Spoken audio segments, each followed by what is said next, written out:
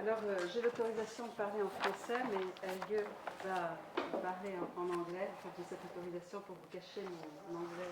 Je suis obligée de parler dans les pays anglo-saxons. Je ne parle pas français, mais ici, je n'ose pas. Je suis en tout cas très très heureuse d'accueillir Helge Jordheim ici, notre seigneur de transition. Helge Jordheim est professeur en histoire culturelle à l'université d'Oslo. Il est spécialiste de littérature allemande et s'intéresse particulièrement à la période postérieure à 1700. Il a publié plusieurs ouvrages, dont un livre en allemand, issu de sa thèse sur Wieland et Jean-Paul. Je ne le lirai pas en allemand, sauf si tu veux le faire.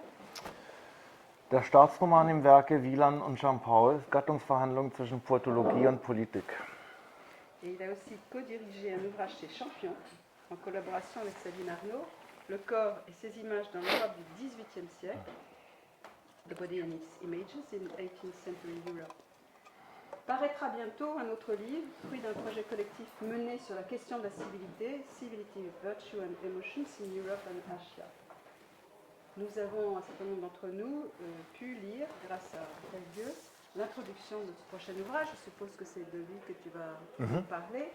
Et donc cela s'inscrit, cette réunion de ce soir s'inscrit dans le cadre de notre nouvelle réflexion à transition autour des questions de civilité, de convivialité et du rapport que ces concepts et de ces pratiques entretiennent avec la littérature. On pourra éventuellement en dire un mot de plus, puisqu'on a commencé ce travail avec la publication de ce que nous appelons des scénettes. Voilà, tout ça dans le vif de la discussion. Donc, je te cède la parole. Merci. Thank you for the invitation and thank you for coming. I'm really kind of embarrassed and sad that I have to do this in English.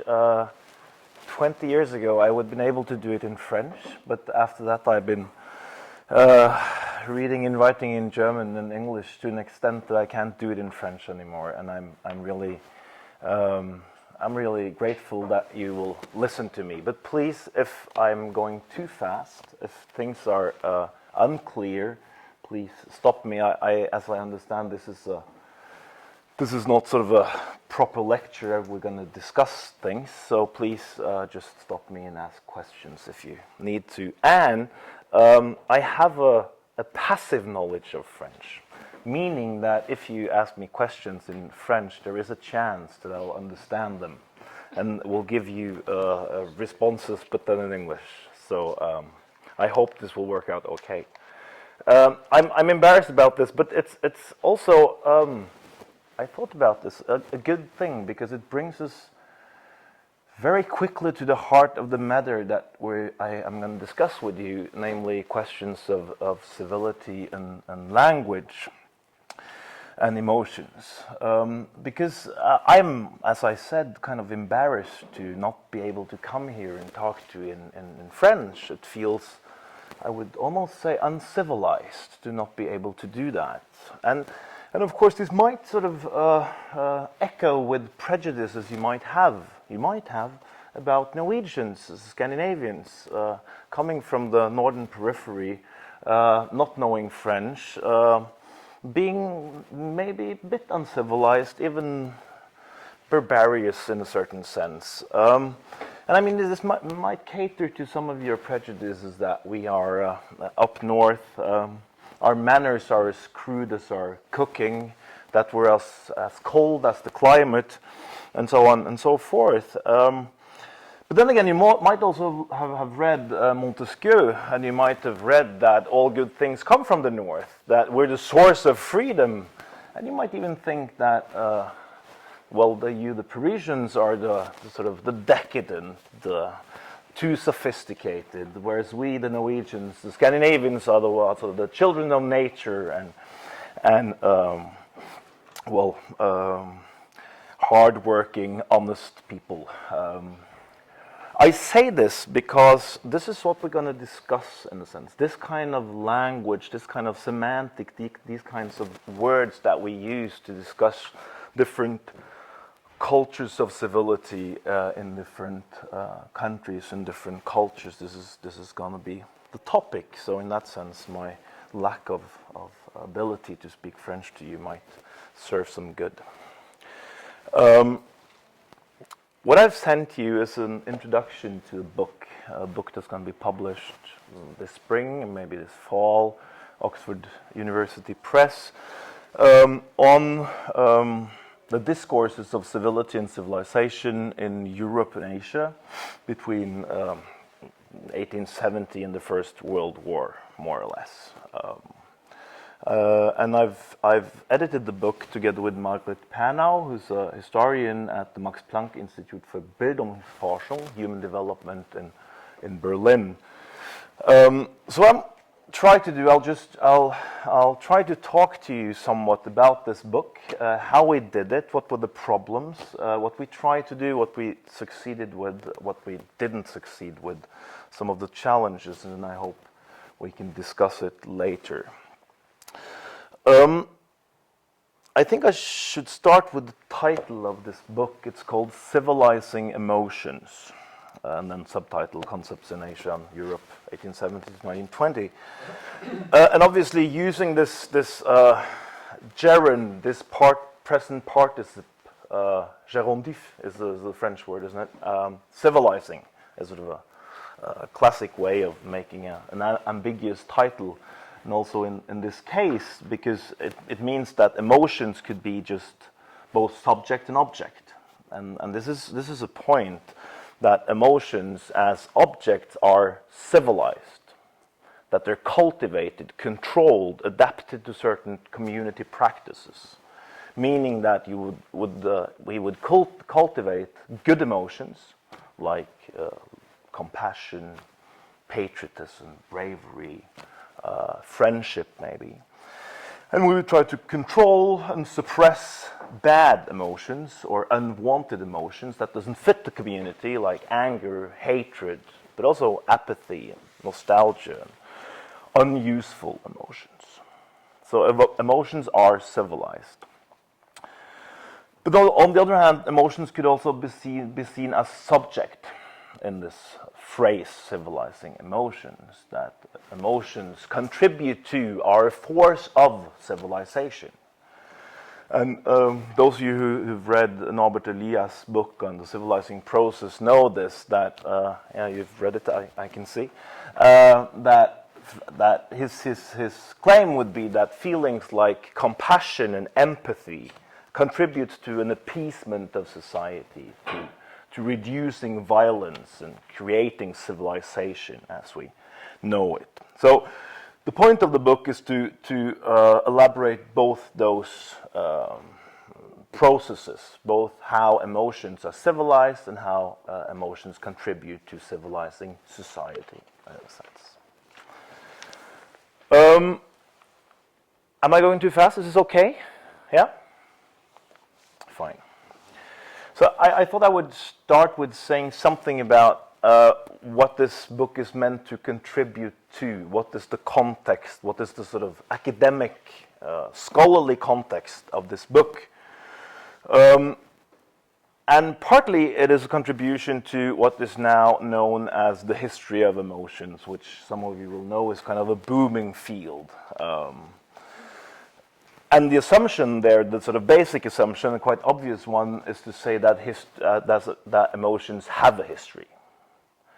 Meaning that to be in love in the 18th century is different from being in love in the 20th century, or hating someone in the 19th century is different from hating someone in the 20th century. And also, I mean, there are cultural differences, so meaning that hating someone in France is different from hating someone in the Ottoman Empire, if you like.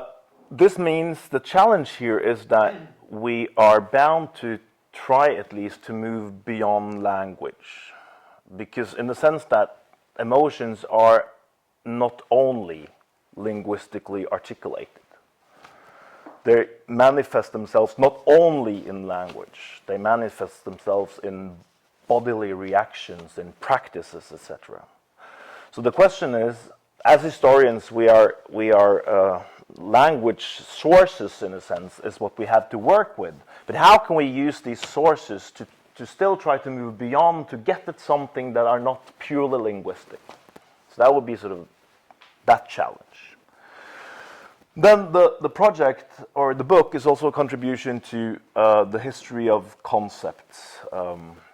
In the German tradition, some of you might know this, there's a German tradition called Begriffsgeschichte, History of Concepts, founded by the historian Reinhard Koselleck in the 1970s, where the main sort of manifestation is an 8-volume lexicon on political, key political concepts, or key concepts in political language in Europe from antiquity to, well, post-war.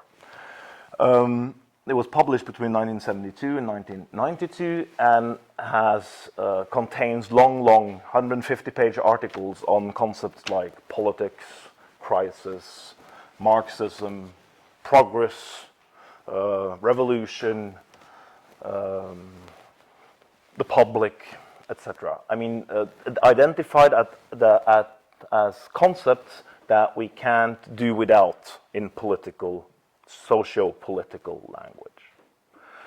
So, discussing or investigating civilization and civility fits also into this sort of context, this German tradition. Only, this tradition has been developed as something that can only deal with one language. That you can study how concepts change, but only within one language. That you study how the concept of politics changes, or the different meanings and uses of the concept of politics in German or in French. Or if you do German, you might draw on some French sources because the traditions are so similar. But until now, the claim has been that it's really impossible to do this comparatively, to do this between languages that are really, really different. I mean, like Chinese and French, for instance. And the claim has been that there are to do that, we would need a third language that could sort of ensure that what we are comparing in one language and another language are actually the same concepts. If not, you risk comparing sort of apples and pears. You risk comparing concepts that are really not the same or equivalents. So I'll come back to how we have tried to deal with this, because this is really, and that's sort of the third point, contribution to global history. This is the book has 13 chapters.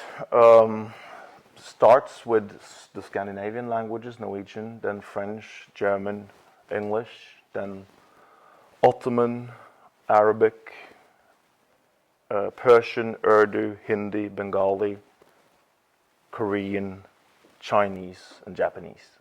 Those are the languages. So for each of those languages, there's an essay discussing the concept of civility and civilization and how they're linked to concept of emotions in that context for this period from 1850 into the First World War.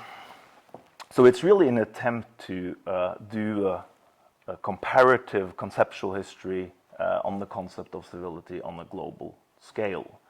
Obviously, this means that it would be impossible to write this as one or two people. So we are 13 people. There have been experts for each area that know the languages, know the cultures, that have written each article. But then we've had 4 or 5 workshops where we try to sort of look at the results that we have, the manifestations that we find in different languages, and see how they relate. And the period then could be called a period of high imperialism, in the sense that it's a period when the Western idea of civilization, of civility, the civilizing process as a Western standard is imposed by force on the rest of the world, or in this case on Asia and the colonies, and as a part of the colonialism and the imperial project. So that's sort of the book. That's how it looks. Then I thought I'll do 2 things. I'll start by sort of trying to present to you some of the major challenges that we encountered, some of the problems we had. How do you do this kind of project? And then I'll move on to try to present some of the main findings, what I think is most fun, most important, most interesting about this book. But I'll start with the problems, I thought. They're mostly more fun. I already mentioned the first one, which is the question of how do you compare concepts in different languages? How can you do that comparison and sort of with the assumption, with the claim that these concepts are if not the same, I mean they're not the same, they have different meanings, but that they are equivalents. So how do we know that the Chinese Wenming or the Arab Tasib Ulaklak, which is also the word used in Persian and Urdu, by the way. I'm not gonna do all these words the whole time because I don't know them, but just this example. How do we know that these are equivalents of the French civility or the British English, or the French civilité and the English civility? By the way, this is a book written in English, which is another problem, obviously. So there are all kinds of linguistic conundrums here. And the way we try to deal with this is to say that these kinds of equivalent doesn't just exist. It's not enough to compare one dictionary with another dictionary, one encyclopedia with another encyclopedia. They don't exist in and by themselves. They are made. And they are made, obviously, in translations, by translators. So what we try to do is to find some key texts that are translated into all these languages that deal with questions of civility, civilization, and emotions, and see how these words are translated into these different languages, to be sure that we have something that at least could be called, or are called, by a claim claim by the translators, in a sense, that these are equivalents. I mean, what the translator does when he translates in Chinese, for instance, civility to Wenming, is to claim that these words are the same. They mean the same. They can be used in the same way. So we had to sort of locate some texts that were translated into, if not all, many of these languages. And unsurprisingly, I must say, these are European texts. So important texts have been John Stuart Mill's On Liberty, Samuel Smiles' Self-Help, some works of the Scottish Enlightenment, Adam Ferguson, Adam Smith, some pieces of Herder, not much, some pieces of Montesquieu, also not that much. But then, very importantly, works by Charles Darwin, and even more importantly, I'll come back to this, by Herbert Spencer. Herbert Spencer, the social Darwinist, emerges as the great figure of this period. It's amazing how much Herbert Spencer has been translated and read. And I come back to this, but it changes the whole discussion of civility, the reception of, that's sort of how it looks, the reception of Spencer. Very, very surprising in a certain sense. But of course, this is not enough. It's not enough to just study the translations. What the translations do is to give us a point of entrance where we can say, at this point in time, by this translator, for these reasons, in this context, this word was translated into this other word. What we can do then is to take that point of entrance and then look back and see, okay, what kind of other words, concepts, linguistic conventions in that particular language came to the fore, were used in this translation. Because Wenming or Tasibulaklak is not something that is invented in this translation. These are words that exist. So what did they mean? How were they used before this translation? And then we can look at, still from this point of entrance, we can look into the future, or not the future, but the aftermath, and see how these concepts are changed and used and emerge in new contexts and are used with new meanings after this moment of translation, this point of entrance. And then important sources has been obviously dictionaries, encyclopedias, self-help manuals. It's very important, where emotions and civility is discussed. And there's also a genre that is important in all these areas, but also journals, newspaper articles, etc. So then we can follow the concepts after we've sort of established the moment of translation. So that's how we've tried to deal with that particular challenge. The second challenge, just as obvious maybe, is Eurocentrism. How do you write this kind of book? How do you do this kind of project without ending up with just repeating the old story about Western culture, Western civilization being exported and spread through the world?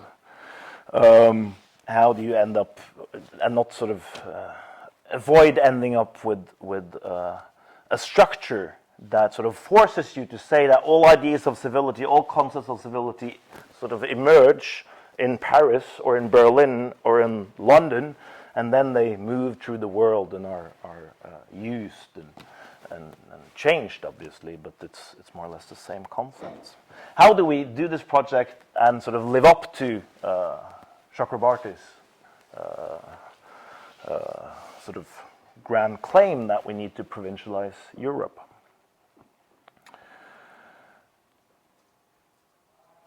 And the other side of that question is that even though we struggle to avoid that kind of analytic Eurocentrism, there are power hierarchies. There is domination. There is an actual European domination in these areas in this period. And how do we account for that? If we're so bent on avoiding analytical Eurocentrism, how do we take account of the fact that there is very real power differences? There is very real European domination in this period that comes with technological superiority, military superiority, financial superiority, etc. So, in a project like this, you have to be sure to do both, to struggle at least, to do efforts to avoid what I would call analytical Eurocentrism, but still take account of the very real Eurocentrism imposed on other cultures in this period by practices of colonialism, imperialism. This is something we didn't find a very good solution. This is really hard. It's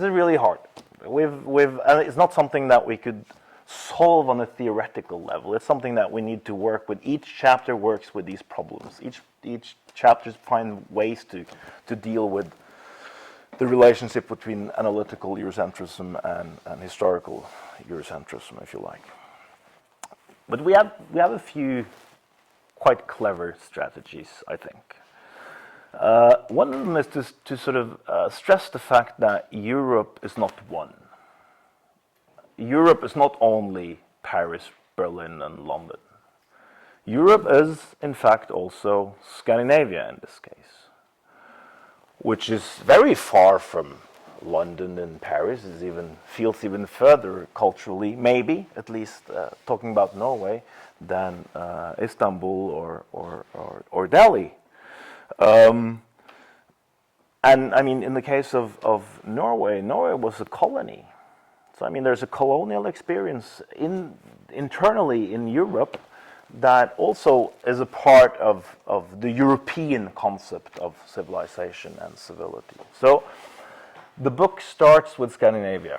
The first chapter is in Scandinavia, and the publisher is really against this. So I don't know if when it comes out if the first chapter will really be on Scandinavia, but at this point it is. Trying to make that point, that Europe is also many, many things. And then the second important move is to stress the fact that European ideas of civilization and civility comes as a result of encounters with other cultures.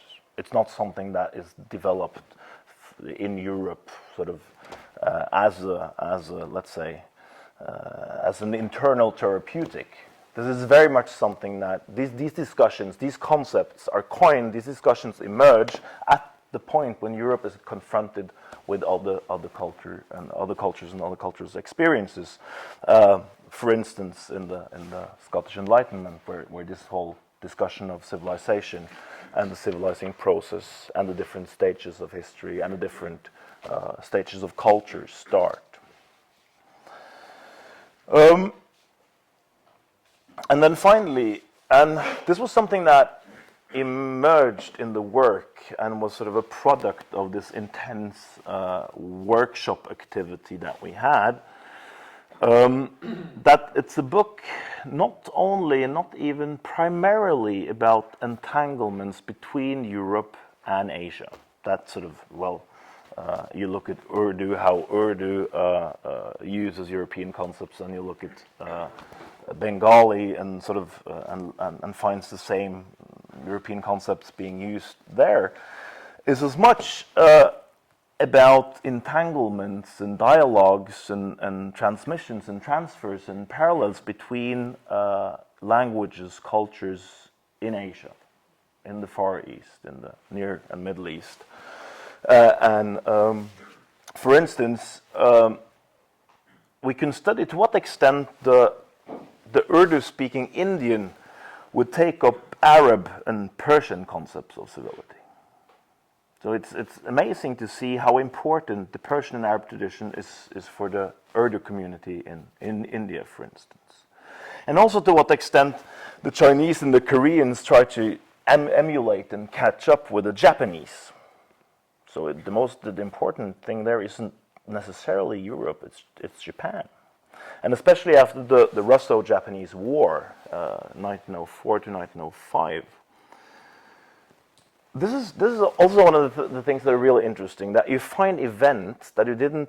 I didn't remember the Russo-Japanese War. I mean, who talks about the Russo-Japanese War?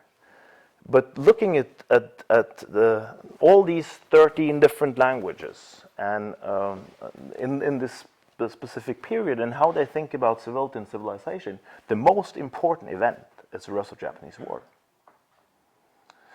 It's been commented on and discussed in all these different areas, mostly in Asia, obviously, not that much in Europe. And the reason, I mean, you will probably have understood this already. The reason is that suddenly an Asian nation goes to war against what is seen as a European nation. We might doubt if Russia is a European nation at the moment, but at this point, Russia is seen as a European nation and wins. And you have to imagine this. These are countries that have thought about Europe, the West, as the standard of technology, as a standard of science, as a standard of culture. And then suddenly the Russians, the representatives of Europe, are beaten at their own game, so to speak, by the Japanese. So what did the Chinese and the Koreans ask themselves? Why should we continue looking to Europe? Why should we continue looking to Europe as a standard of civilization, as a standard of progress, when they just got beaten by the Japanese?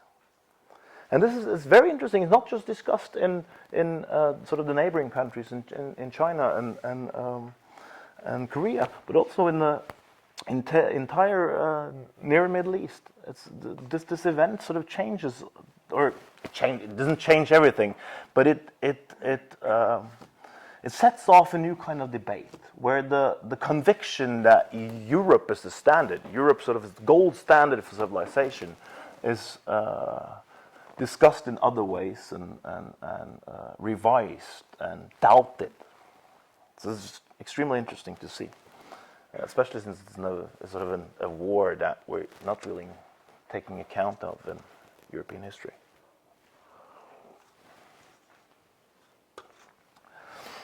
Okay, so these were sort of some of our main challenges, and I thought the last thing I would do before, if you're still with me, are you still with me? Yeah, thank you. Before we move on to discussion, is to discuss, sort of present to you some of the findings, in a sense, to speak very scientifically. So what were the most interesting things that we discovered? And I already mentioned a couple of them. The amazing influence of Herbert Spencer, the Russo-Japanese War, but there were also some others that more sort of bigger issues that came out that I thought is worth mentioning. I think one of the most interesting, most amazing things in studying these concepts, especially these concepts that have to do with civility and emotions, and how emotions are cultivated, and what are good emotions and bad emotions, what emotions should be controlled and suppressed, and what emotions should be cultivated and brought forward. And in relation to the idea of civilization, I'll come back to, is to what extent this kind of semantic, these kinds of words link different fields or areas or even levels of society. So at the level of the individual, in a sense, and the level of intimate relations, and the level of families, and love, and all these kinds of social interaction, civility is linked to the semantic field of courtesy and politesse, and it's involving manners and etiquette. And aesthetics play a large role because the idea is that emotions can be molded by learning to appreciate a piece of classical music, or learning to cry when you hear or read a poem. So this is very much about individual feelings, individual intimate feelings, partly at least taking place in the private sphere. But then you find the same semantics, only, differently framed on the level of the community, on the level of the nation. Where civility forms the basis for harmonious social interaction, if you like, but also as the basis for political participation. That to be able to participate in discussing and planning and organizing the public, the res publica, the common interest, if you want, you have to undergo a process of civilization. You have to be civilized to be a citizen. In this case, all the sort of the legal language comes in. What is a citizen? What does it take to be a citizen? How can you civilize someone to be a citizen? How can especially people in the colonies be civilized to the extent that they can participate in political life? How can they be civilized to the extent that they can become citizens? So we move from the very sort of questions of politesse and etiquette and love and friendship and intimate relations to the level of the nation. What kind of role does civility and these emotions play on the level of the nation? Why are they important for the nation? And then the most fascinating thing is that you can go one step further, that this is very much a discourse that has to do with global order.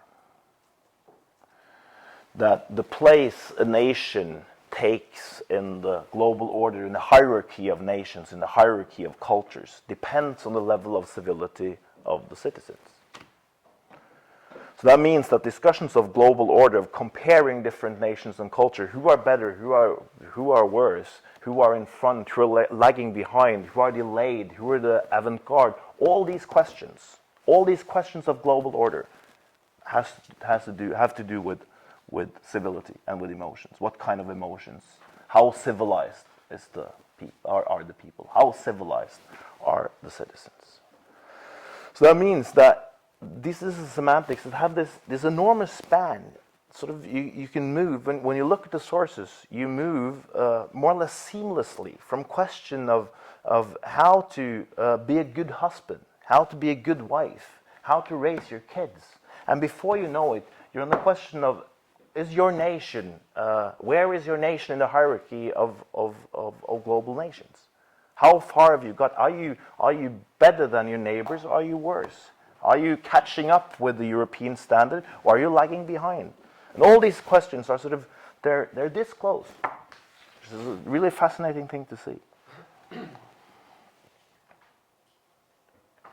So in this sense, the work to cultivate certain emotions, heroism, bravery, patriotism, love, solidarity, friendship, and sort of to suppress or to control others, anger, hatred, apathy, have everything to do with how the nation you belong to places itself in the global order. And it's interesting about some of these emotions, obviously, because they're ambiguous. That you want compassion in your people, but not too much. Because if there are too much compassion, they become weak, and they don't have the right sort of stamina to fight out their enemies. You don't want anger. Well, you want a little anger, because you want your people to be angry against your enemies, or you need a certain amount of anger to be sort of a nation who's able to fight for your place in the global order. So these are often very ambivalent.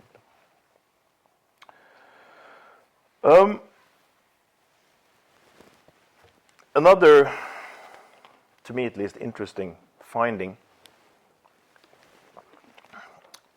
is that there are mainly two discourses.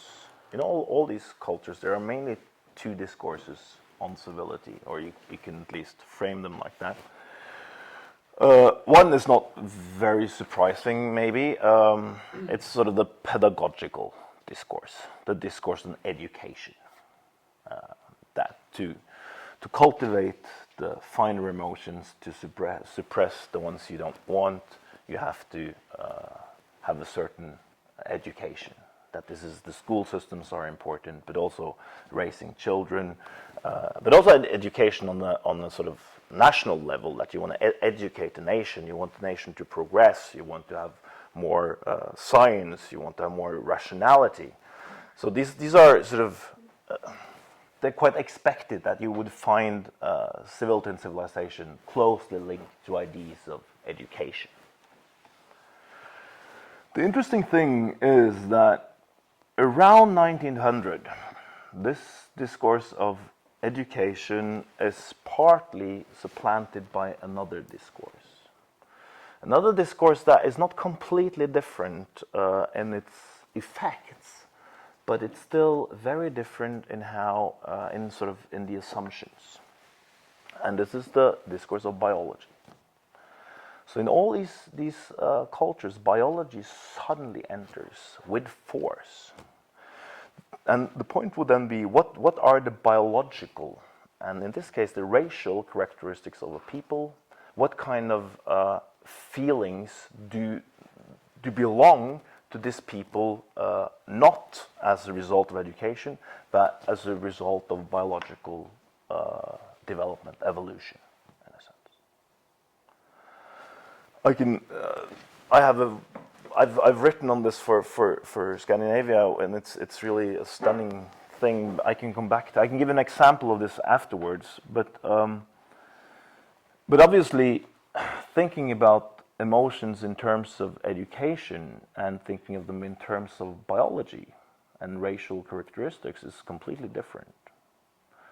Because as long as you think about them in terms of education, you can, in a short span of time, educate your people. You can change them. You can move up the ladder of civilization.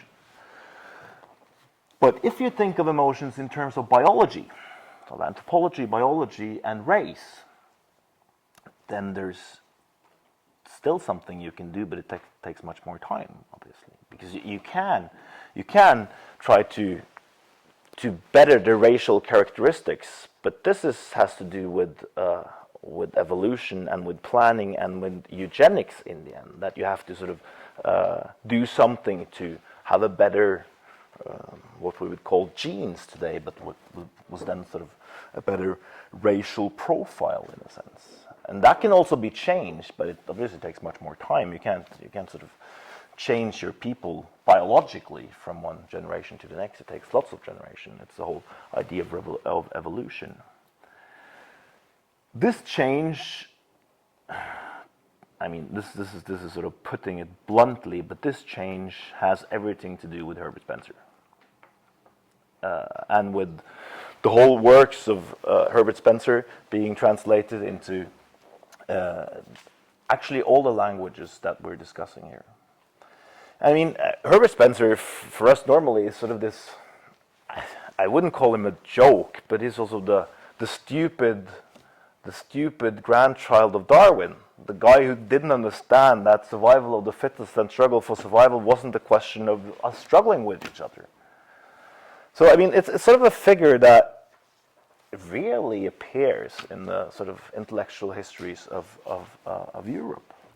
But if you look at the reception and the translation and the spread of Herbert Spencer's on education, for instance, in all these countries that we're talking about here, it's just amazing. It's the one book, maybe in addition to Samuel Smiles' self-help book, that is all over. That changes discourses to a large extent and sort of brings about this shift from a mainly pedagogical idea of civilization and civility to a mainly biological, racial. So that was, Spencer was sort of a finding that was, to me at least, completely unexpected. My last point, before we start discussion, the last finding, if you like,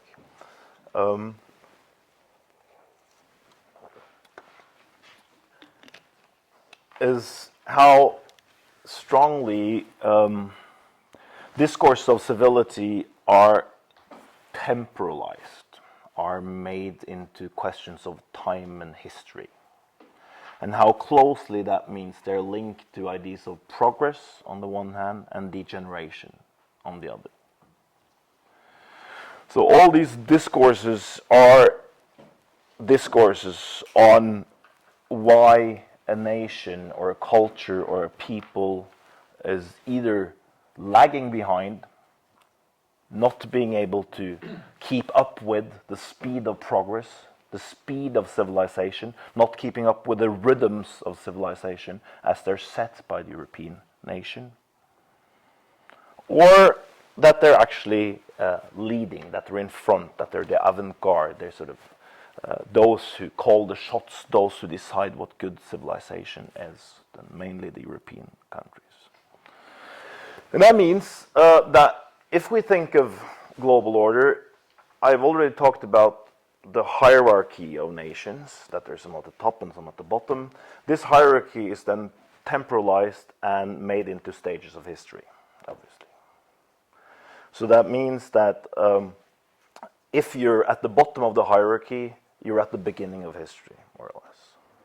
You're at an early stage in history. That means that compared to what is the Western European standard, you're lagging behind. You belong to an earlier period in the history of mankind. You know, this is an idea of Herder, obviously, but it's extremely powerful. Extremely powerful. And then your task as a people would be to try to catch up, to try to find ways of not lagging behind, but catching up with the rhythms, with the speed of civilization. And then you can use all kinds of tools, obviously, education, try to better technology, more science, etc. Different ways of trying to catch up. But the whole discourse of civility in this period, in these areas, are very much a discourse on progress, on catching up or lagging. behind on evolution than if you look at it biology. On that note, my friends, I think I'll stop from here and we can start discussion. Thank you. Merci infiniment, Javier, de tout ce que tu nous apportes.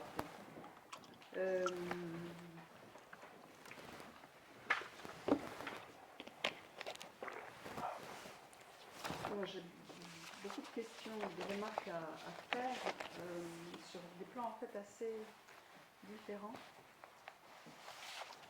Ma première question, elle est tout à fait factuelle et bête. Si j'ai bien retenu, alors je ne sais plus si tu l'as dit mais dans ton introduction, la focalisation du livre, c'est sur la période 1870. 1920. Ça va mon français? Oui, oui, oui. Je peux, moi aussi, par civilité. Non, non, non. Vous apposez Non, c'est bon. très mauvais anglais, très humiliant pour moi. Mais non. N'est-ce pas, c'est ça, hein? 1870-1920, c'est le moment sur lequel vous vous êtes concentré. Alors ma question, puisque tu parles d'enjeux globaux, pourquoi n'avez-vous pas ou avez-vous songé à intégrer, ou pourquoi n'avez-vous pas intégré les États-Unis, notamment? Je suppose, je comprends bien que vous n'ayez pas fait le monde entier, si je puis dire, mais je pense aux travaux de Stephen Meynell, sur donc, élève d'Elias, qui a écrit, il est sorti quoi, il y a 4-5 ans, 6 ans, son livre, sur les États-Unis, et je me demandais si vous en avez discuté, s'il y a une raison. Voilà, ce serait ma première question. Après, je te pose toutes mes questions. Bon. Tu réponds. Ou tu réponds à mesure. Qu'est-ce que tu préfères? Non, non, c'est bon. Toute la question. Please answer in English because I will be too ashamed if you. Of course I'll answer in English.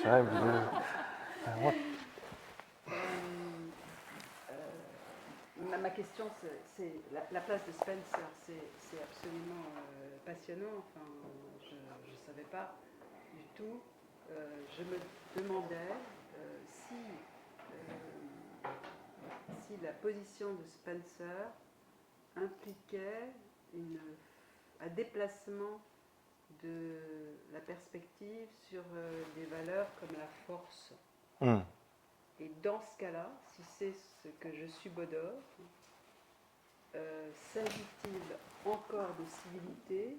N'a-t-on pas totalement changé de concept, même si, à supposer que il parle encore de civilisation? Voilà, ça c'est pour moi des enjeux très importants pour des raisons qui ont trait au fait que mon travail sur la civilité à moi part du XVIIe siècle, ce qui change énormément de choses. Alors ça, on pourra en discuter si tu veux. Je dirais, pour aller très vite, que la principale, c'est qu'au fond, c'est pas central, à mon avis, c'est ma position, c'est ce que je voudrais démontrer, c'est pas central l'opposition barbarie-civilité au XVIe et XVIIe siècle. Ce sont d'autres. Le mot barbarie, en gros, il n'existe pas. Voilà, et ça change énormément de choses. Voilà. Et ma troisième, je m'arrête après la troisième. Est-ce que il y a une greffe à un moment donné, ou bien une homologie, ou les deux? Là aussi, je subodore que c'est les deux, greffe et homologie. Ça veut dire greffe. Greffe. Hein? Koding? Ah. Ah.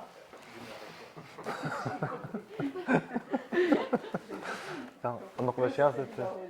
Analogie, c'était pire. Pas compris. Donc, greffe et ou homologie entre donc l'opposition éducation-biologie et l'opposition culture-civilisation. Vous faites allusion à un moment donné dans l'introduction à ce grand débat qui est né en Allemagne dès le début du 19e, c'est ça non et alors, bon, moi je le connais à travers deux lectures, la lecture d'Elias et aussi la lecture d'un article un article qui est quasiment un livre, puisque c'est un article de 100 pages, très très important à mes yeux sur ces questions de la culture, de la civilisation, qui est l'article de Denis Cambouchter, un philosophe, dans un recueil collectif en 3 volets, Notions de philosophie, et l'article qu'il a écrit, c'est la culture, en fait c'est sur il développe toutes les notions possibles de culture et de civilisation, et une des choses qu'il montre, qui donne entièrement raison à vos deux clever strategies, je suis tout à fait d'accord. Lui dit qu'il n'y a de civilisation que dans la rencontre de cultures entre elles. On ne peut parler de civilisation qu'en se souvenant que aucune culture n'est jamais totalement fermée sur elle-même et qu'au fond, une des définitions même de la civilisation, c'est qu'elle a à entrer en contact avec l'autre. Voilà. Okay.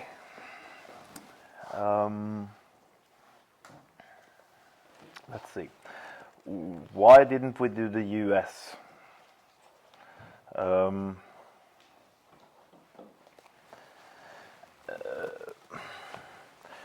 I think it started out with a question of limitation, that we thought that would be expanding it in a way that we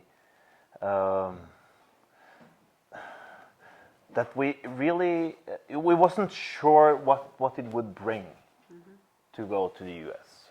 It would bring in a very different perspective, and we weren't sure if it would sort of contribute a lot to the debate that we were trying to establish. And obviously, it was also a question of people that we didn't have anyone at that point that could do this for us for the US in the way that we wanted. The interesting thing is that in the discussions, maybe I would actually say in all the discussions that we look at, the US doesn't play an important role. And I think the point is that we stopped with the First World War. And the claim would be that after the First World War, this all changes. And one of the things that changes is that the US emerges globally as a new standard of civilization. Before the First World War, at least in the materials we look at, the US doesn't play that role. It isn't that important. So it isn't as if the reference is to the West or to Europe. I mean, now for us, for better or for worse, the US is sort of a reference society, if we should use the term reference society. I mean, we compare ourselves when we look at technology and science and finance, we look at the US. But this is not the case in the material that we look at. So the fact that we, by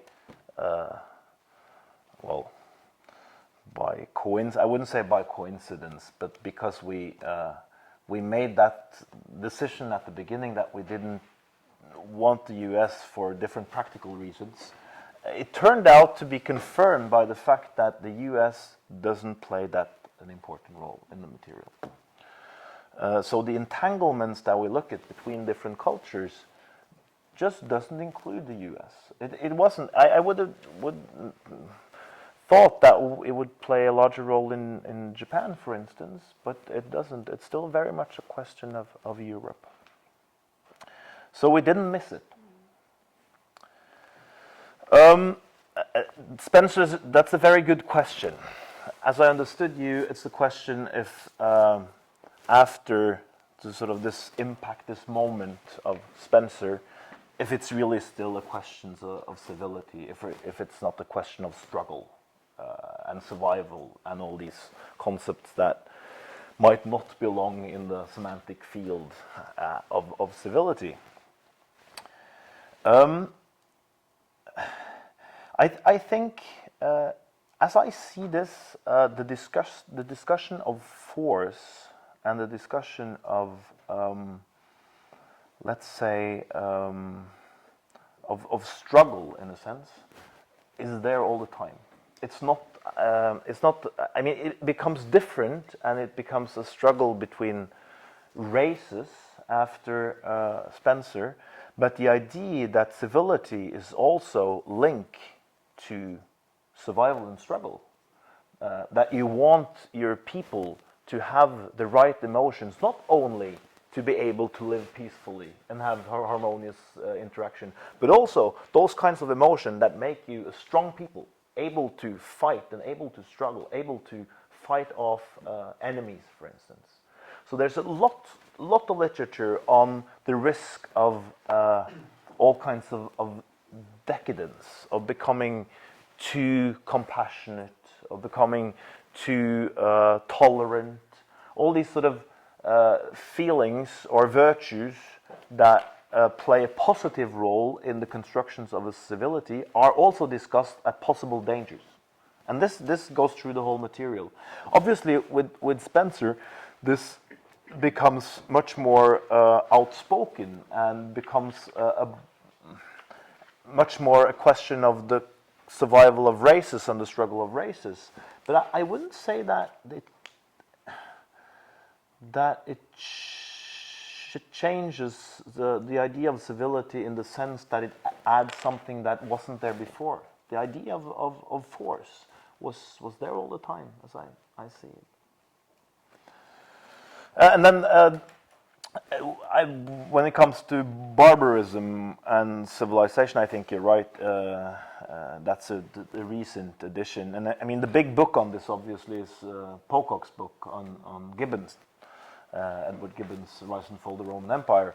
And Pocock's claim would that it's with Gibbon that this kind of idea of the difference between the civilized and the barbaric nations is introduced, would be his claim. And I mean, he claims it in 6 volumes. So I mean, it's at least a grand claim.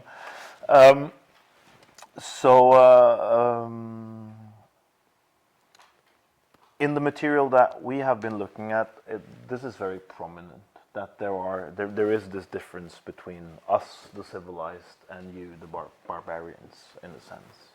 And also that in the process of civilization, you move from being more or less barbaric and become civilized.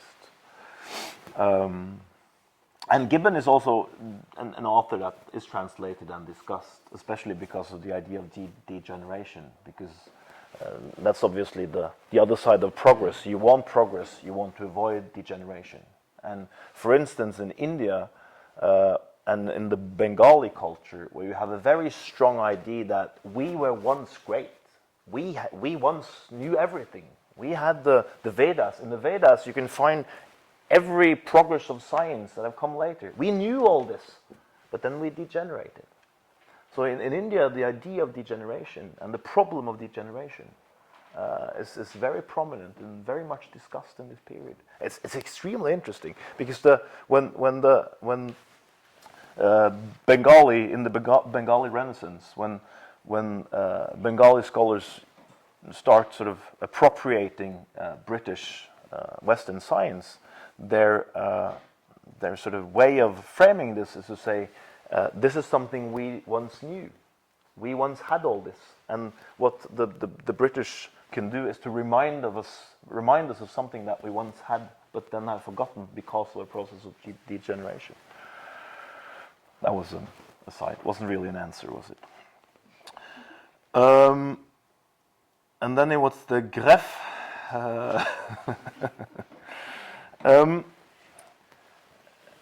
You would think that this dichotomy, it's not really a dichotomy, but this, at least this certain opposition between a pedagogical discourse, education on civility, and a biological discourse would be linked to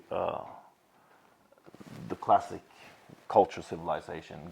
I mean, with the assumption that culture would be more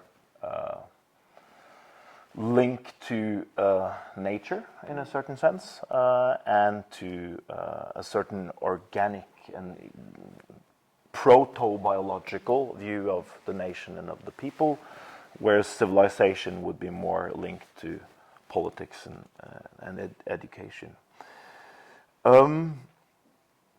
The point is that this German idea of culture is not very important in the material. The German texts are rarely translated. It's very much the British and the French texts that are, and very much the British, one must say, that are important. So I don't think that in the discourses that we study outside Europe, that this distinction, this dichotomy of cultural and civilization that we know so well from Europe is very prominent. It doesn't seem like it's very prominent. So that means that when the shift to biology comes, it doesn't really, at least not very prominently, go back to the sort of the German tradition of defining culture as something that is natural and organic and has everything to do with biology. Except now I can do my Norwegian example, because in Norway this is very interesting, because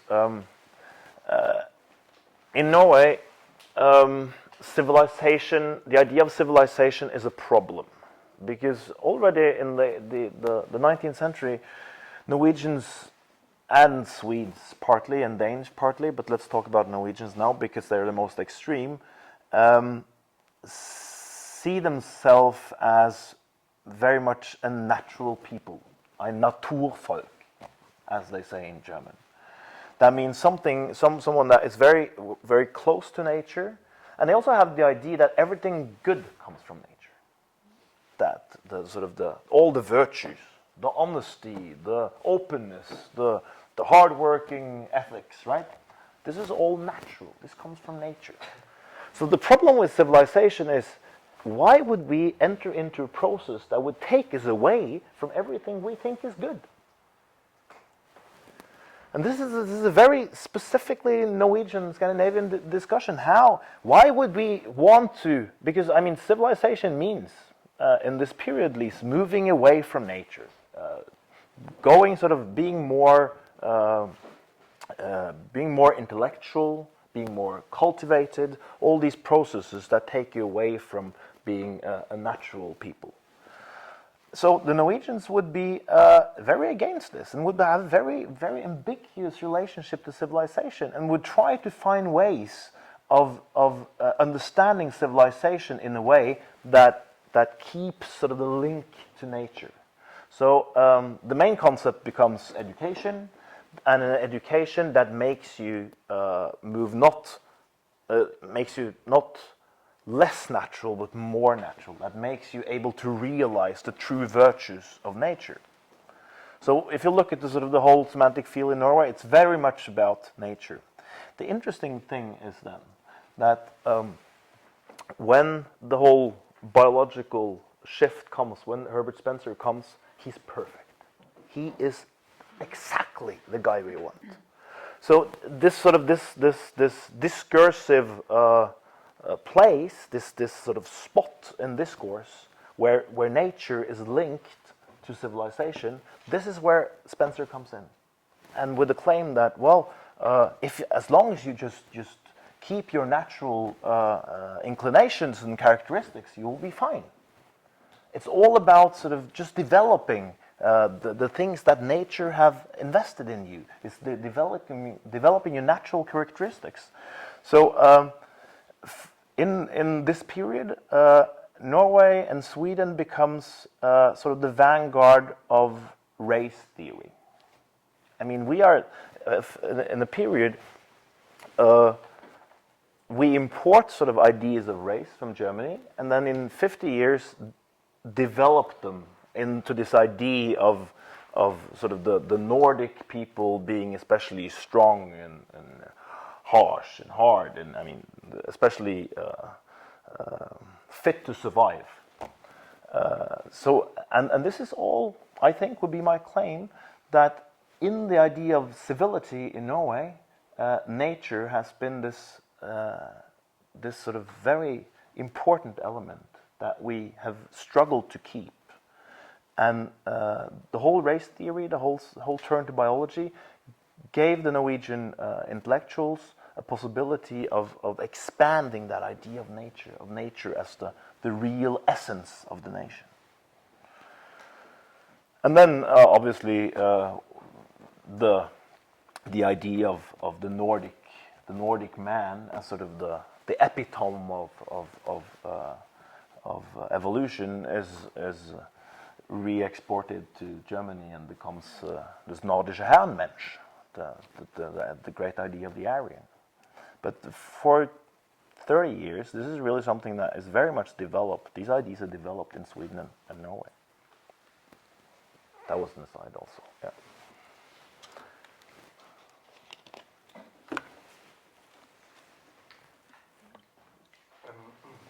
En fait, une question d'un moment que je n'ai peut-être pas très bien compris. Je vois mal comment vous faites, comment dans votre projet se fait le passage entre le niveau privé, particulier de la civilité, et le niveau national, étatique, voire international. J'ai l'impression, dans ce que j'ai lu de ce que vous avez présenté, ce que j'ai lu de votre introduction, que c'est deux problèmes très différents entre d'un côté l'échelle, le niveau intime particulier, et le niveau donc national, le niveau d'un pays, et que vous argumentez, vous présentez la transition entre le niveau privé et le niveau national simplement à partir de l'idée d'une analogie de pensée. Vous parlez de figure, d'une même figure de pensée entre le niveau privé et le niveau au-dessus. Et pourtant, dans le niveau privé, on a toute la question des émotions que vous étudiez, qui, me semble-t-il, disparaît un peu du niveau national, du niveau macroscopique. Et d'ailleurs, on voit bien que les questions que vous posez autour de la race, autour de la biologie, au niveau national, sur la question de la civilité, sont peut-être davantage des questions déjà autour de la civilisation, et que c'est surtout des questions qu'on ne peut pas poser au niveau privé, au niveau microscopique. Donc, ma question, ce serait, est-ce que, au fond, ce ne sont pas deux problèmes différents, vraiment différents, et qu'il y aurait une illusion philologique qu'on parle de la même chose?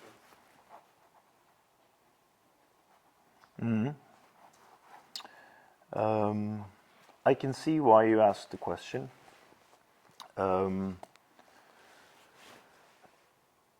In the sources we've been looking at, these different levels are combined.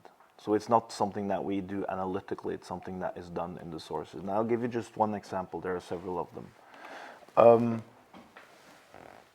Family relations in China. How is the relationship between man and wife in China? This becomes a question of to what extent China is modern. Because in a modern society, this is sort of from the Chinese sources, in a modern society, there should be intimate relations of love between man and wife. Right? And to the extent, and the women shouldn't be locked away so they can't be seen by the men, etc., etc. There are all these practices of separating men and women that are seen as being not modern, traditional, primitive. So to cultivate feelings of love between husband and wife in a Chinese family is completely linked with the question of making China modern, and thus making China a part of the modern world, making China adapt to the European standard of civilization. And these kinds of links can be found in all these, in lots of sources at least. That what is discussed are these very intimate questions of how we live, especially in family relations and how to raise children. That are very important, and are seen as tools of making these countries, these nations, more modern. And more modern means having another, or sort of rising on the level of the hierarchies of nation, or progressing in the history of progress. And this is not something that we propose analytically. It's something that is done in all these many of the sources that we're studying.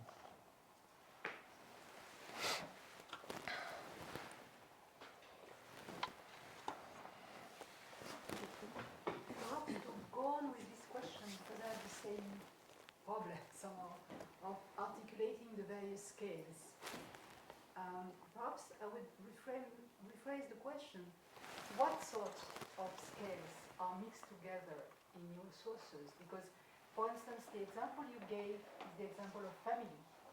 And family, of course, is a unit which is often discussed in state politics or in political discourses.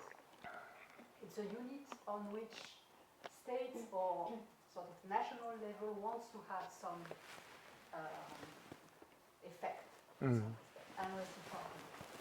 So it's one particular private level, but it's not all the private level. So I wondered a bit what sort of level are or not at this period activated in the kind of national sources you are looking at. Because I have the impression that your sources are a priori mostly at the national level or at a very general level, and then you find some kind of more private articulation in that. But then which one, or which one are not there? I don't think our sources are at the national level at all. One of the most important sources that we've been using throughout in all, I think, in all languages is advice literature, self-help literature, advice literature, which is all about advising people on how to live, advising people on how to organize their lives. What kind of, and in respect to the emotions, what kind of emotions that they should be cultivating in themselves, and what kind of emotions they should try to avoid. So this is not a kind of literature that primarily addresses the national level. It addresses the level of the individual, but then it's put in a context that is either in the books themselves, in the translations themselves, or in the discussions that is national. That we want our people to use this advice literature in order to make the nation progress. So, I think I don't think we deal especially with national sources. But your other question was. What is not? Could you? It was. I didn't really get the second part of it. What is not addressed? Yeah. What sort of? Because I've not been impression that all emotions are treated the same way in that sort of sources. And so perhaps the question is also which levels, which scales are privileged and which are not.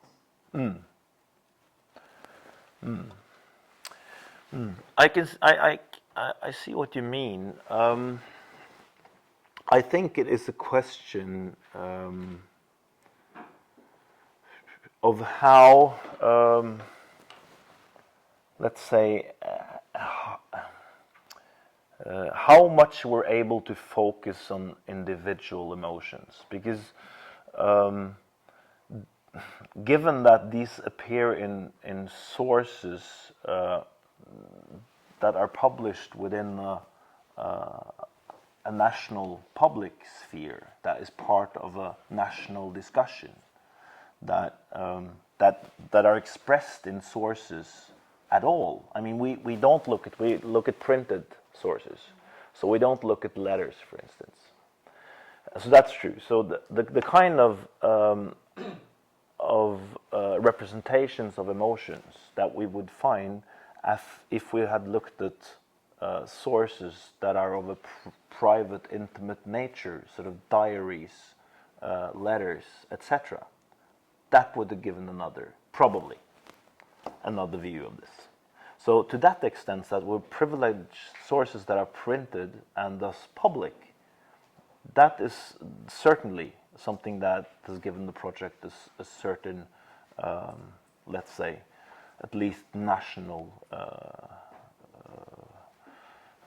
direction, in a sense, I would say.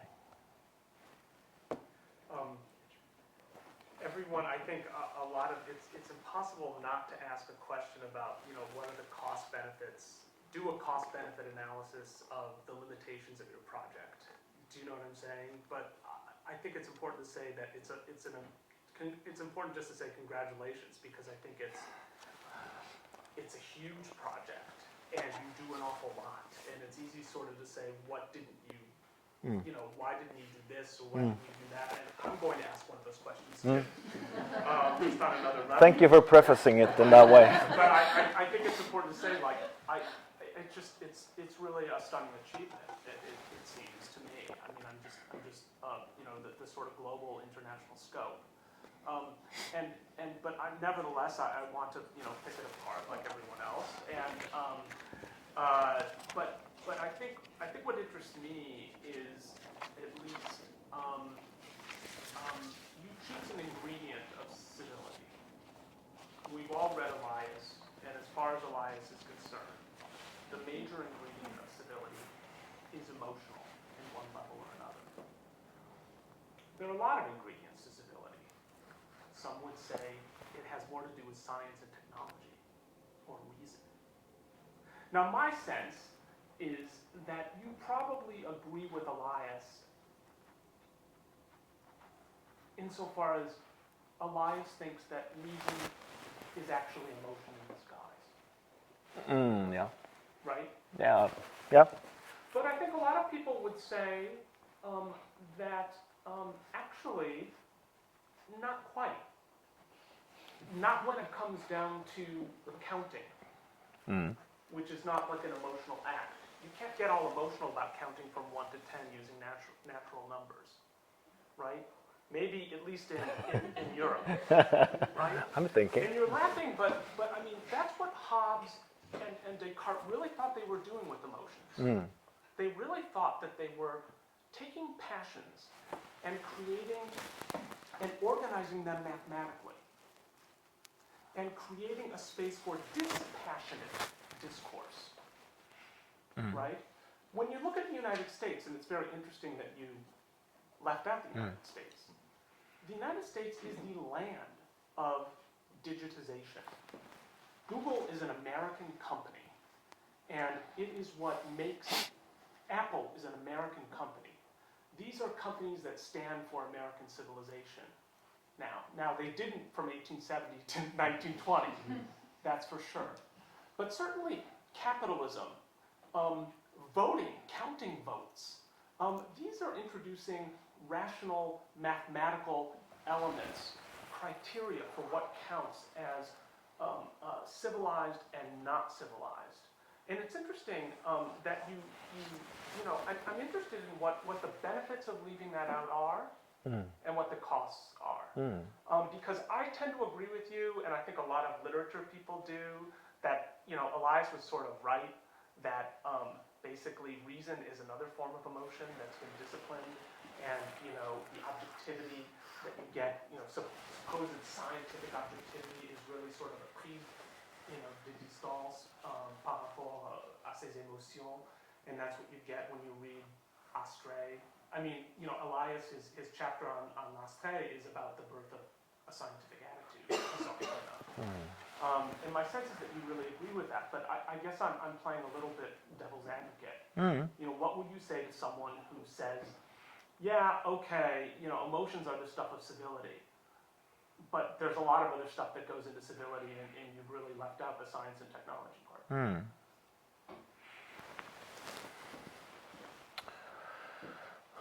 That's a good question. I think for that kind of global project that we do, science technology for this period, the science technology part would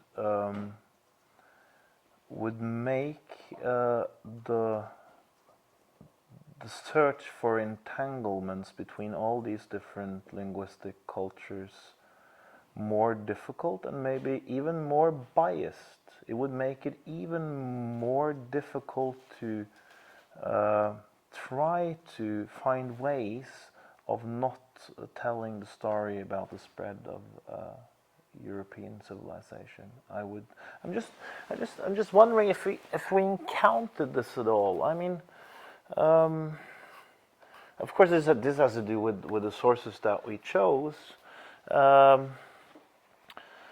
But I just wonder if, of course, you could have done this on the level of science, but then you would have. We couldn't just include science. It's not a question of sort of yes, we do this with. We think that civilization has two sides. It has an emotional side and the side of reason, and now we want to sort of include reason, and reason is technology and science. I mean, the question would be, that would be interesting. It would be, okay, could we have done this project by historicizing reason instead? And historicizing reason in a way that would make the same entanglements and the same discussions between these cultures possible. That would have been an interesting question, definitely. But I think the presumptions about numbers and digitization, and they would, I think they would be difficult to observe these kinds of entanglements and reciprocities that we've been looking for. Maybe. But I mean, that science is the force of civilization. That's quite obvious. And I mean, but you're completely right in the sense, because that where reason comes in, it is as a way of cultivating emotions.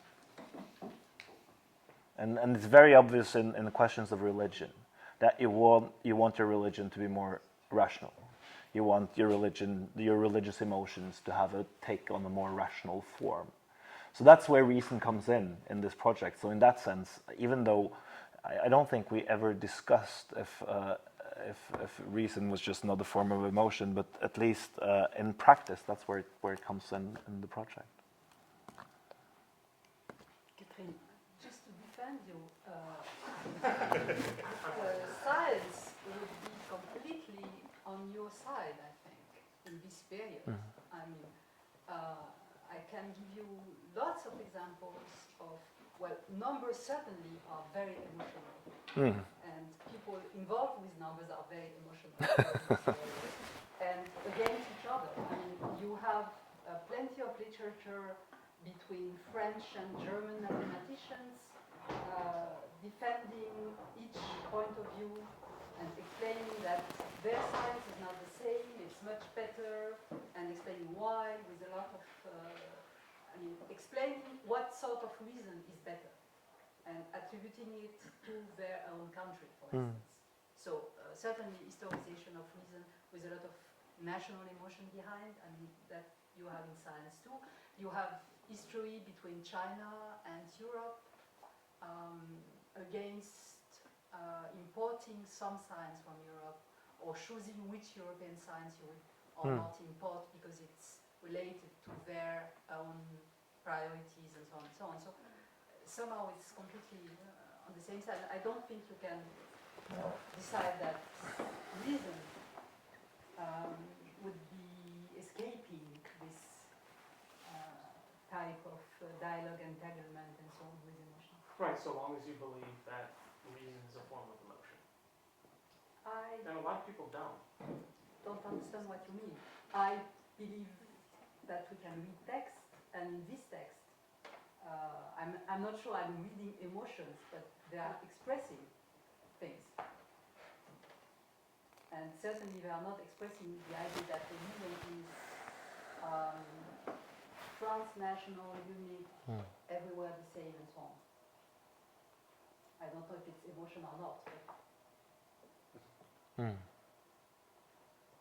Thank you very much for your talk. It was really, really great to listen to you. And I think I'm going to come with a very, very basic question because I'm not familiar with the period you're looking at. And I can only, compare with the kind of debates that I can see more in the early modern period. So one of the things that's interesting me is the fact that in the early modern, or at least in Elias, the civilization process is associated with the pacification of society to a certain extent. Not that war is extinguished, but and court culture mainly. And here the elements that came up were the Japanese Russian War that you mentioned, and also, in Elias it's also latent that there is an element that is gendered. That is also that civilization is associated to a culture, the court culture, where women have a certain, function. So I was just wondering if you had any gender take in your book and what it would be, if any. Thank you. That's a wonderful question. No, it's true to the first part of your question that that part of Elias, that emotions lead to pacifying, it's just at least one part of the picture. And obviously, Elias is also linking this very much to nation building. So, it's the question on building a strong state, and in that strong state where there's a power monopoly and a violence monopoly, etc. And this is obviously not only about building one state. This is about building a global order again. So that means that you can use emotions and cultivate emotions to pacify your own people to the extent that you have a peaceful state.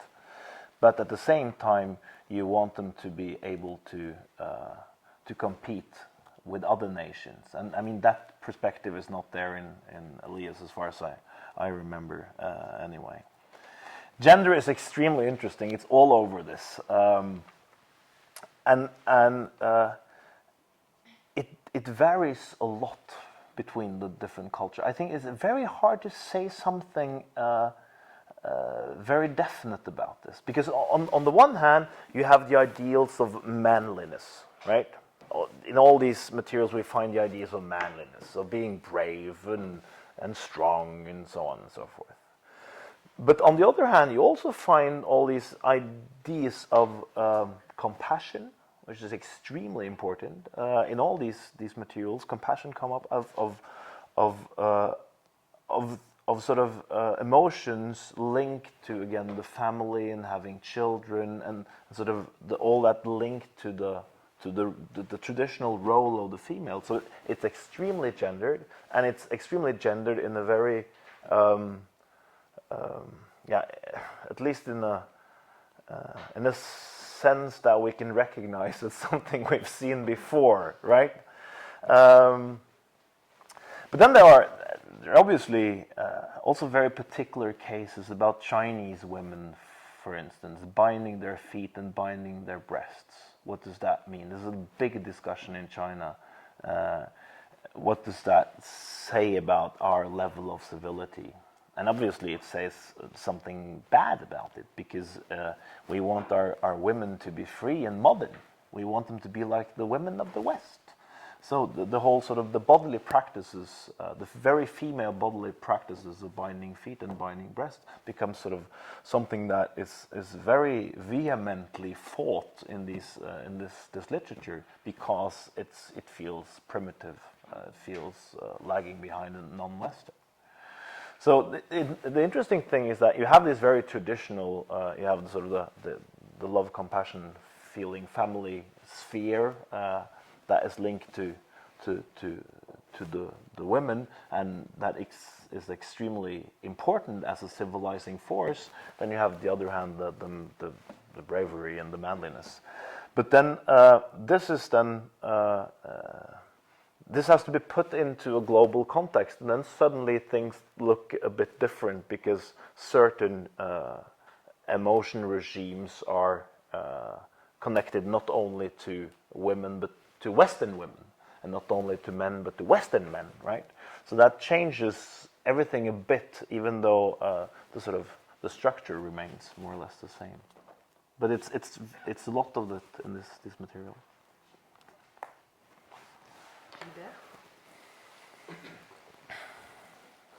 En français, parce que je n'y arriverai pas autrement.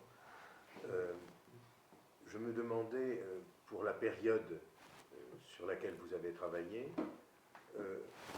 pourquoi, ou alors je ne l'ai pas entendu, ou je ne l'ai pas compris, pourquoi Nietzsche n'était jamais convoqué, interrogé quant à cette question de la civilité, de la civilisation et des rapports conflictuels à la nature qu'il problématise et qu'il pousse à un point de problématisation extrême, et dont les effets du reste sont aussi gigantesques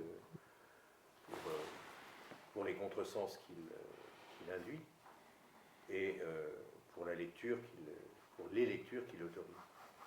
C'est la première question, mais peut-être que je pourrais nouer à cette question la place de Nietzsche, ou l'absence de Nietzsche dans votre propre démarche, à celle relative à l'Amérique, puisqu'on a parlé de l'Amérique tout à l'heure.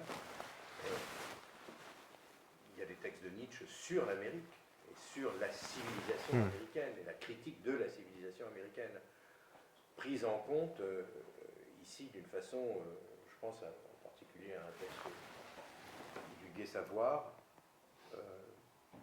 relatif au travail, concept de travail.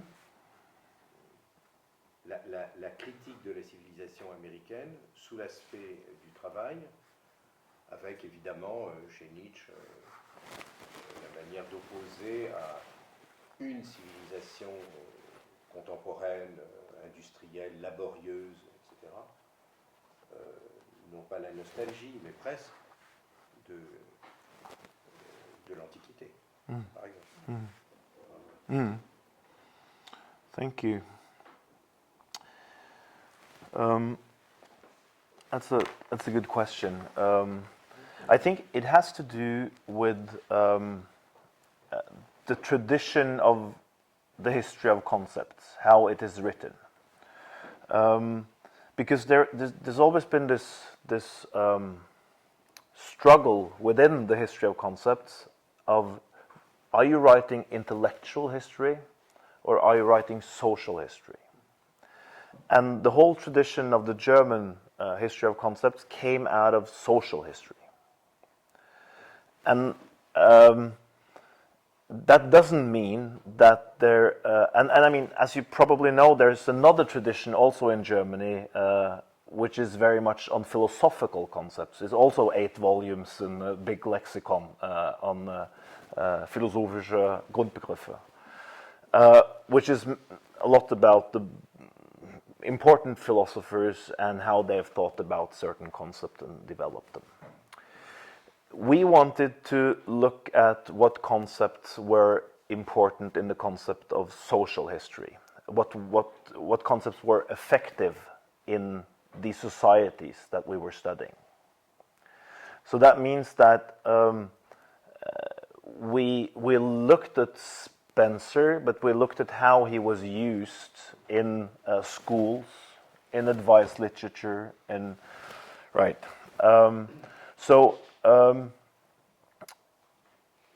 When and in this material, Nietzsche wasn't present. And that doesn't mean that he wasn't translated to Urdu or Bengali. It just means he didn't sort of go down into those kinds of texts that we were looking at. And this is a strength and a weakness. I come from intellectual history, so to me, studying Nietzsche would be the most obvious thing, right? But within this context of studying concepts and what concepts are important in a socio-political context, the sources are different, and the concepts you look at are also different in the sense. So that means that this is not a book about. It's typical that we study a text like Samuel Smiles' Self-Help, which has no place in any canon, but when you look at it, how it is translated, it became extremely important, not at the universities, not among the intellectuals, but in bourgeois social circles, in a sense. So I think that's the main reason that when you have a more social, cultural approach to this, you see different things and different authors become important than if you do sort of the more intellectual, philosophical approach. But this part could have been done completely differently, and that's sort of a choice that we made. Merci beaucoup pour votre communication qui suscite beaucoup de questions pour moi, que je vais poser en français. Oui, c'est bon. À propos de ce que vous avez dit sur l'émotion comme objet et sur le fait qu'on cultive les bonnes émotions et qu'au contraire on contrôle ce que vous avez appelé les mauvaises émotions. Et j'avais une question sur la définition de ces mauvaises émotions. Vous avez donné un premier critère qui serait celui de l'utilité, c'est ça? Useful emotion. Et vous avez ensuite énuméré des émotions comme la nostalgie, la colère. Sauf qu'il m'a semblé que cela pouvait être réversible et que ces émotions que vous présentez comme des émotions négatives pourraient être, dans d'autres cas, des émotions de type positif. Donc comment on comprend une mauvaise émotion?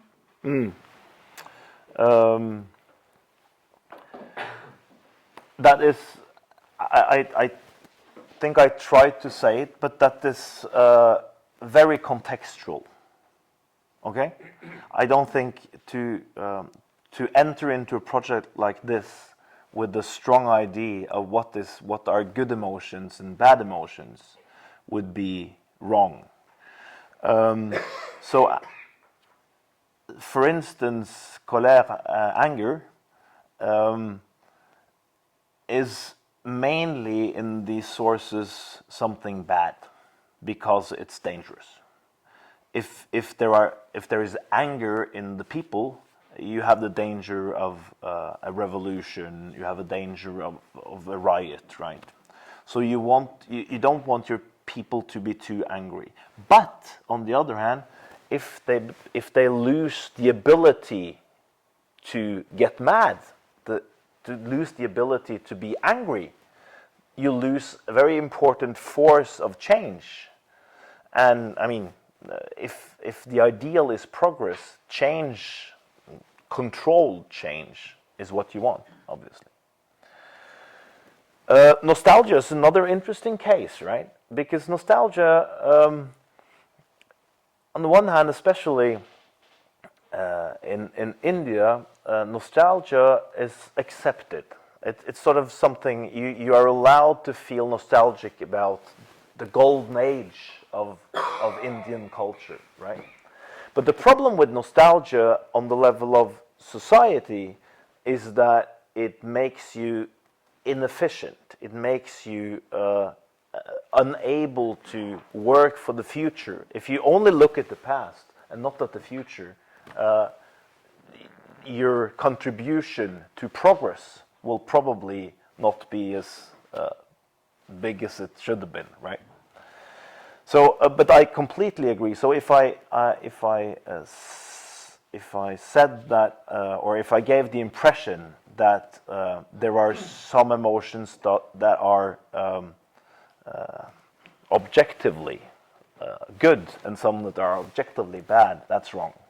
That's all. That all depends on the context. Moi, j'avais une question qui allait à la fois dans le sens de celle de Tiffen et de celle qu'on avait posée tout à l'heure au sujet des échelles d'analyse et des échelles au sein desquelles se posent différentes ces questions de civilité et d'émotion. On a parlé de...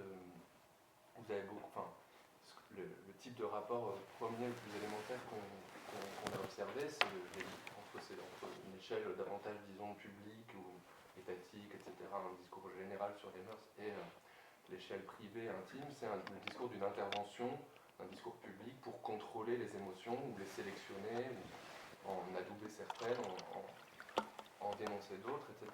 Mais vous avez dit au début de votre prise de parole qu'il fallait entendre en un sens à la fois actif et passif, sujet et objet, c'est civilizing emotions. Et dans ces cas-là, est-ce qu'il y aurait un rôle actif de ces émotions entre l'échelle privée et l'échelle politique? Est-ce qu'il y a, autrement dit, quelque chose qui pourrait être compris comme un rôle politique des émotions et pas seulement une politique des émotions? Je pense par exemple à des choses aussi simples que, c'est pour ça que je disais que c'était relié à sur la colère, à des choses aussi simples que des émeutes, des révolutions, où là on a un tissu, une sorte de continuité entre des affects, des émotions particulières et des mouvements généraux et des transformations même qui vont jusqu'à des transformations de régime politique.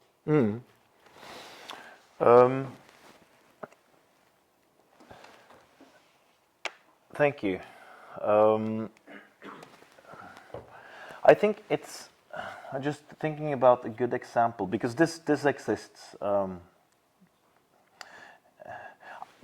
Even though, I mean, it's very difficult to keep the object and the subject apart because the emotions that contribute to civilization, the subject emotions, are very often the product of a civilizing strategy from someone.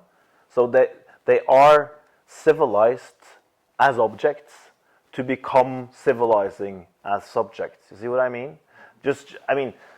Given that this is, I think the best place to look at it are in political reform movements, right? When you want to bring about a certain political reform. And to bring about a certain political reform, you want to create some kind of movement in the, as you said, a kind of movement, not too dramatic, not a revolution, but a movement in the population. And to do that, you want to cultivate certain emotions, right? So your question sort of presupposed that there are some emotions that are uncultivated, that are just there. Or did I misunderstand you? Non, c'était juste d'envisager le cercle inverse, qu'il y aurait des mouvements un petit peu immanents qui impliqueraient les émotions et qui impliqueraient potentiellement des transformations au niveau supérieur. Voilà. Ce ne serait pas seulement dans une gestion des émotions, dans une politique des émotions qui viserait à créer des cercles vertueux de traiter des émotions comme objet pour qu'elles deviennent sujet et que voilà. Mais l'inverse, je ne sais pas, un corps souffrant qui va en rencontrant un autre, etc.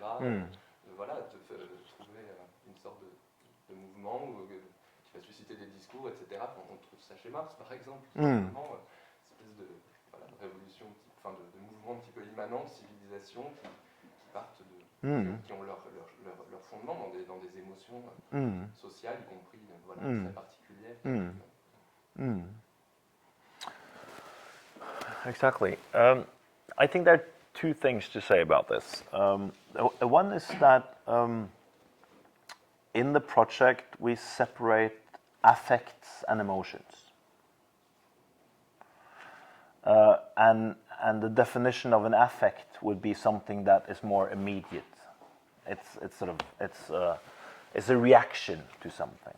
And I mean, one way of interpreting your question would be that you look for affects. You look for when provocations or suffering or.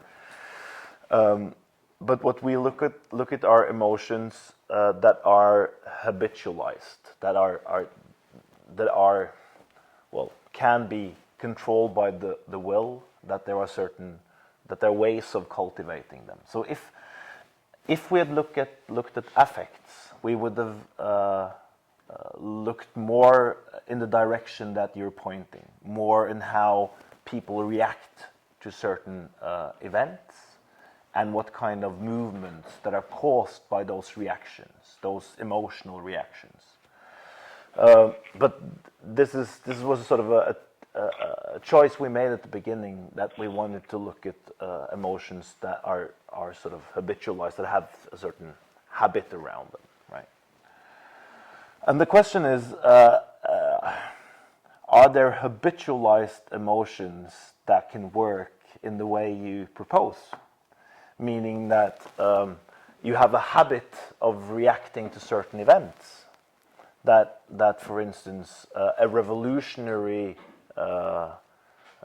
anger can be something that is habitualized.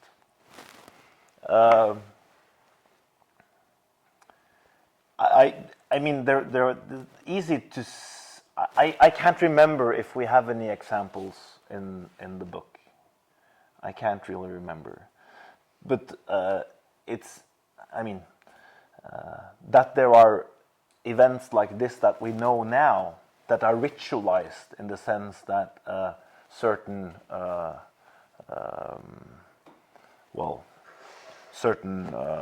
reactions to events also are rituals that I mean, for instance, all kinds of demonstrations against the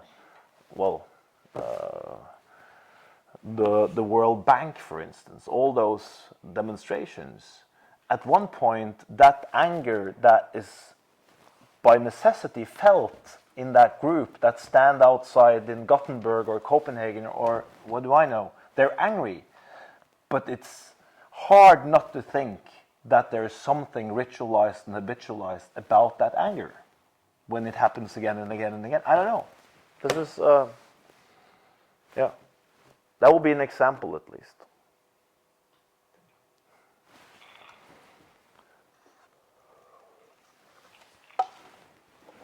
Est-ce qu'il y a d'autres questions? Je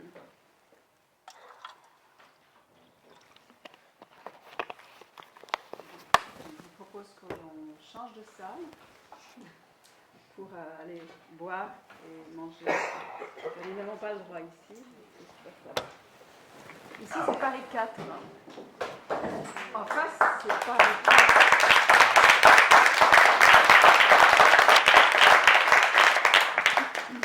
Thank you. Wonderful questions. Very interesting.